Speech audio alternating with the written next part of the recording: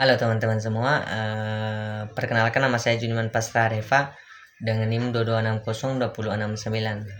Saya mahasiswa Unima, Prodi Ilmu Hukum, Fakultas Ilmu Sosial dan Hukum. Di video kali ini teman-teman, saya akan coba mengkritisi sebuah pemikiran ahli hukum, di mana ahli hukumnya yaitu Profesor Mahfud MD teman-teman. Nah, mungkin Profesor Mahfud MD ini dikenal luas sebagai akademisi, teman-teman. Banyak mungkin mahasiswa yang telah mengenal yang namanya Profesor Dr. Muhammad Mahfud MD ini, teman-teman. Di dalam pemikiran beliau ini, teman-teman, sangat berpengaruh dalam memahami pembentukan peraturan perundang-undangan, teman-teman. Khususnya hubungan antara hukum dan kekuasaan politik. Namun, dalam presentasi ini saya tidak hanya memaparkan pemikiran dari beliau, teman-teman, tapi saya nantinya juga saya akan mencoba mengkritisi pemikiran dari beliau ini, teman-teman. Dalam bukunya Politik Hukum Indonesia, teman-teman, Profesor Mahfud MD ini menjelaskan bahwa hukum tidak pernah lahir dalam ruangan hampa, teman-teman, melainkan sangat dipengaruhi oleh konfigurasi politik yang sedang berkuasa. Dan juga beliau juga menegaskan bahwa produk perundang-undangan sangat dipengaruhi oleh kekuatan politik.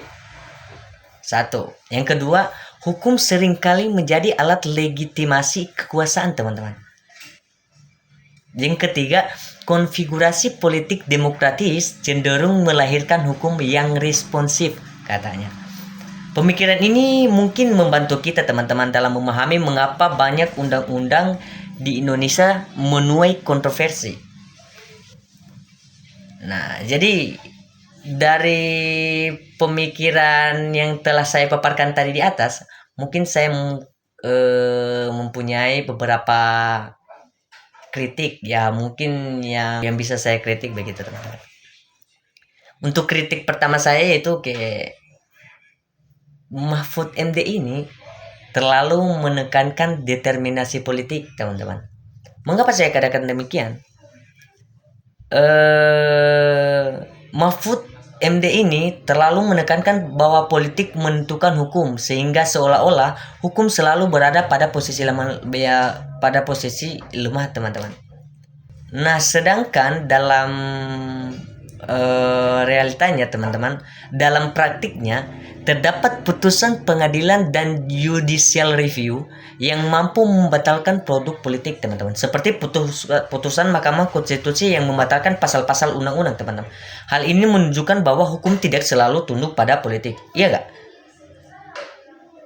Soalnya putusan Mahkamah Konstitusi ini, teman-teman, bisa membatalkan pasal-pasal undang-undang gitu.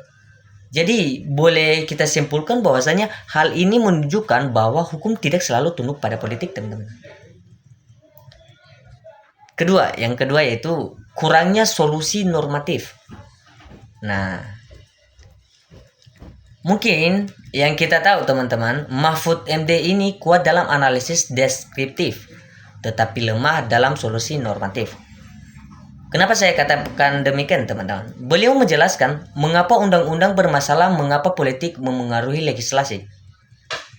Namun, tidak memberikan mekanisme hukum yang konkret begitu. Tidak merinci bagaimana memperkuat proses legislasi agar bebas dari kepentingan elit. Nah, jadi pemikiran ini berakibat, teman-teman. Akibatnya ini pemikiran ini lebih bersifat diagnosis daripada penyembuhan gitu. Nah, untuk yang ketiga yaitu kurangnya menyentuh partisipasi publik. Nah, kenapa saya katakan demikian, teman-teman?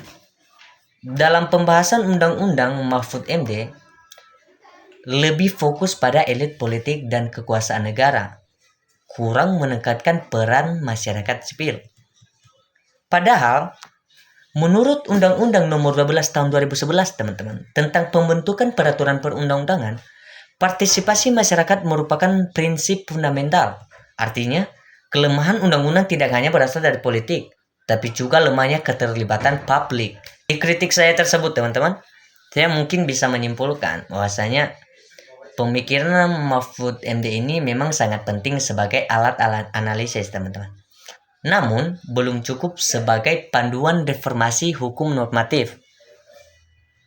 Nah, menurut saya di sini, teman-teman, pemikiran beliau perlu dilengkapi dengan penguatan prosedur legislasi, independensi lembaga hukum, dan mekanisme partisipasi publik yang nyata.